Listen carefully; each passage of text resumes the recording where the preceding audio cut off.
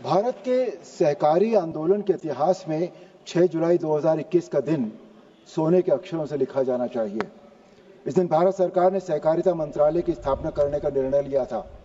साथ ही देश के पहले सहकारिता मंत्री का अतिरिक्त दायित्व देश के गृह मंत्री श्री अमित शाह जी को दिया गया, जिनमें देश के करोड़ों लोग लौह पुरुष सरदार पटेल की छवि देखते हैं। जहां न पहुंचे रवि वहां पहुंचे कवि की तर्ज पर हमारे लोकप्रिय आदरणीय प्रधानमंत्री श्री नरेंद्र मोदी जी अर्थव्यवस्था के हर क्षेत्र पर अपनी पैनी निगाह रखते हैं। इसलिए जब उन्होंने सहकारिता क्षेत्र को सुधारने का निर्णय लिया तो सहकारिता मंत्रालय बनाकर उसका पहला मंत्री अत्यंत सक्षम मंत्री श्री अमित शाह जी को बनाया। वास्तव में इस मंत्रालय की स्थापना की जरूरत इसलिए पड़ी क्योंकि देश में सहकारिता आंदोलन कुछ सम्मानजनक अपवादों को छोड़कर भ्रष्टाचार, अक्षमता, भाई भतीजावाद तथा अशिक्षा के बोझ तले दबा हुआ था। देश के ग्रामीण इलाकों में अनेकों लोग मजाक में सोसाइटी को 100 कहते थे, अर्थात ऐसी संस्था जो अपने घटिया मैनेजमेंट से 100 रुपए को 60 रुपया कर दे।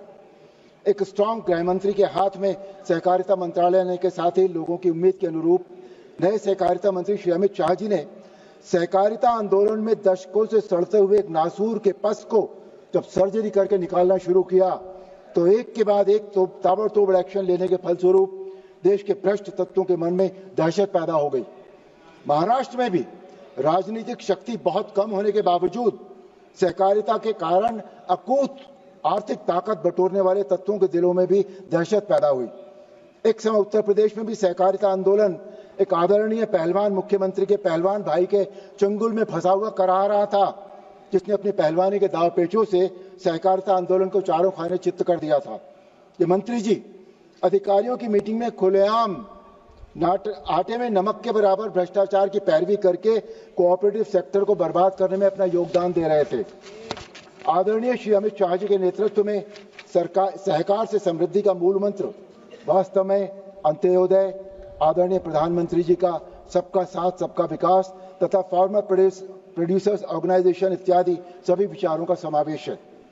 केंद्र सरकार ने 8 लाख से अधिक सहकारी संस्थाओं की क्षमता का अधिकतम उपयोग करने के लिए बजट जो 2013-14 में 122 करोड़ था उसे बढ़ाकर 1183 करोड़ कर दिया। इससे सहकारिता आंदोलन में जान पड़ गई। पुरानी सरकार द्वारा सहकारिता की उपेक्षा के कारण महाराष्ट्र में 101 चीनी मिलें बंद हो गई थीं। आदरणीय अमित शाह जी ने जल्दी ही पहचान लिया कि किसानों को समृद्ध बनाने तथा कृषि विकास में सहकारी क्षेत्र की बढ़ती भूमिका को देखते हुए इस क्षेत्र में तकनीकी रूप से दक्ष, स्किल्ड, प्रोफेशनल तथा प्रशिक्षित युवाओं की बड़ी संख्या में जरूरत पड़ेगी।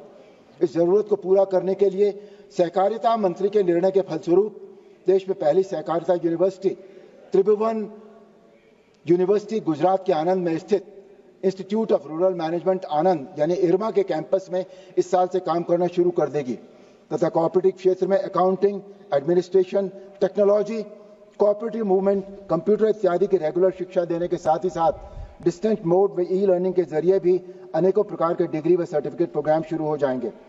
इरमा को कोऑपरेटिव यूनिवर्सिटी के रूप में नेशनल एमिनेंस का इंस्टीट्यूशन माना जाएगा, जहां कोऑपरेटिव सेक्टर के युवाओं को मैनेजमेंट शिक्षा और मार्केटिंग का प्रशिक्षण दिया जाएगा।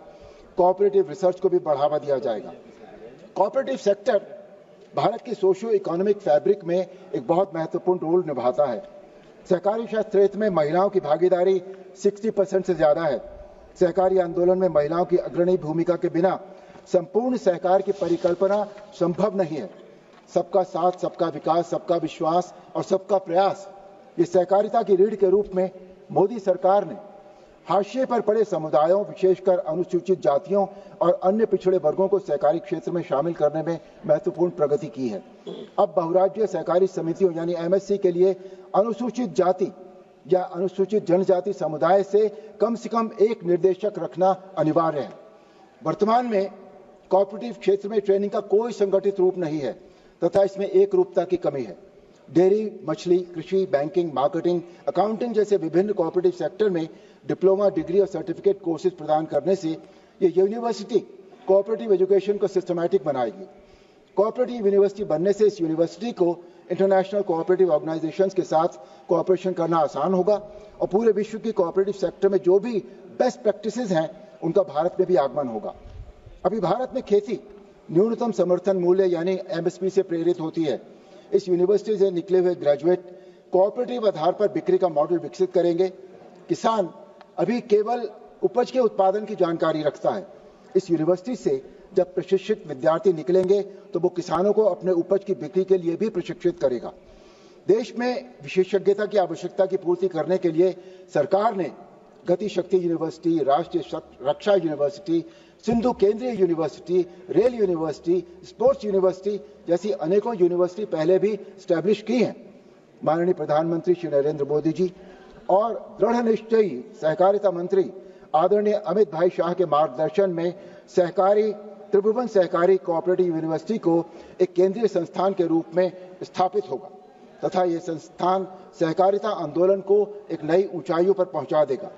मैं त्रिभुवन सहकारी यूनिवर्सिटी विधेयक 2025 का समर्थन करने के साथ साथ ये भी मांग करता हूं कि क्योंकि उत्तर प्रदेश के पश्चिमी क्षेत्र में सहकारी आंदोलन प्रॉफिट में है तथा सफल है, इसलिए इस विश्वविद्यालय से संबंधित उत्तर प्रदेश में पहला कॉलेज मैं मेरे लोकसभा क्षेत्र मेरठ हापुड़ में खोलने का अनुरोध करता हूं तथा इस विधेयक का दिल और दिमाग दोनों से समर्थन करता हूं। जय श्री राम। वीके न्यूज, राष्ट्र के नाम।